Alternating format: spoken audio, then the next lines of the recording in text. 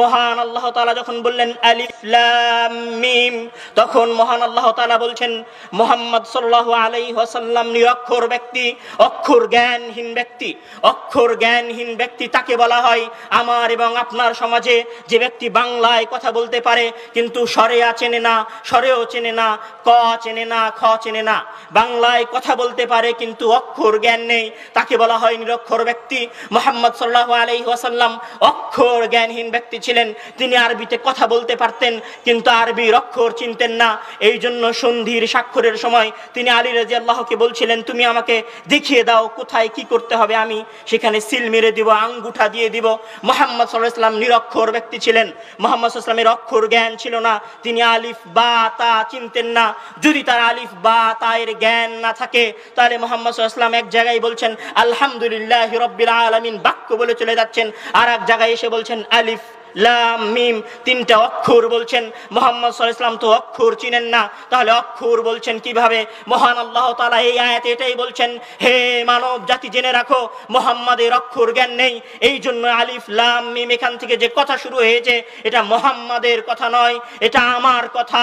আমি কথা বলছি মহান আল্লাহ তাআলা তোমার সামনে, এরপরে আমি তোমাকে যেটা বলছি মুহাম্মদ নয়। জেনে রাখো আমি তোমাকে বলছি যালিকাল কিতাবু লা রাইবা ফি, এই কিতাবের মধ্যে কোনো সন্দেহ নেই।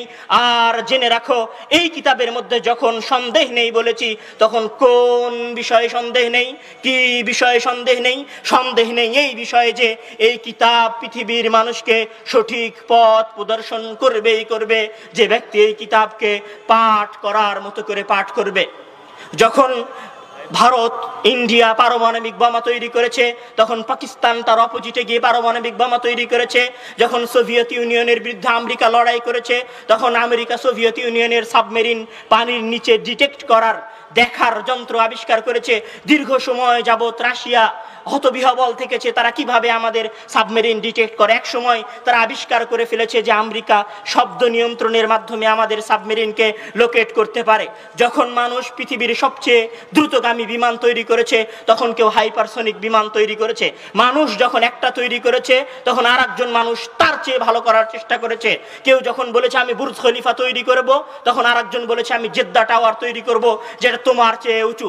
মানুষ যখন কোনো কিছু করে তখন আরেকজন মানুষ আর 10 জন মানুষ তার চেয়ে ভালো কিছু করার যোগ্যতা রাখে। কিন্তু যখন মহান আল্লাহ তাআলা পবিত্র কালাম পাঠিয়েছেন তখন তিনি বলছেন ইন কুনতুম, হে মুশরিকেরা, হে এই পৃথিবীর সবচেয়ে বড় আরবি সাহিত্যিকেরা, হে এই পৃথিবীর সবচেয়ে বড় অলংকার শাস্ত্রবিদরা, হে এই পৃথিবীর সবচেয়ে বড় বালিগ এবং ফাসিহ ব্যক্তিবর্গরা, জেনে রাখো আমিও তোমাদেরকে বলছি ইন কুনতুম ফি রাইবিম মিম্মা নাযালনা আলা আবদিনা, আমি আমার বান্দা মুহাম্মাদের উপর যে কিতাব নাজিল করেছি সেই কিতাব যদি আমার পক্ষ থেকে না হয়ে থাকে, তোমাদের মধ্যে যদি সামান্যতম সন্দেহ থেকে থাকে, ফাতু বিসূরাতিম মিন মিসলি, তোমরা তার মতো একটি মাত্র সূরা নিয়ে আসো।